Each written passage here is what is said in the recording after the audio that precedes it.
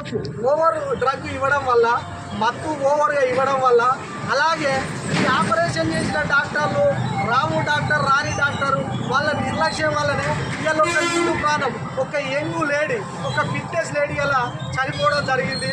ఒక భర్తకు భార్య లేకుండా అయింది, బిడ్డలకు తల్లి లేకుండా అయింది.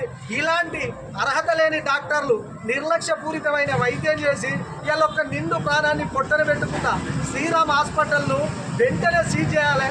ఈ డాక్టర్ల సర్టిఫికెట్లను వెంటనే వెనక్కి తీసుకోవాలి.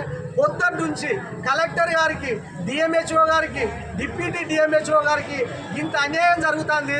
జమ్మికుంటలో డాక్టర్లంతా యూనియన్ అయ్యి మనుషుల ప్రాణాలు తీస్తారు, గొడ్ల కంటే గొర్రెల కంటే హీనంగా తీస్తారని కంప్లైంట్ చేసిన కలెక్టర్ గారు మాట్లాడినారు. నేను వెంటనే బయలుదేరుతానని చెప్పారు.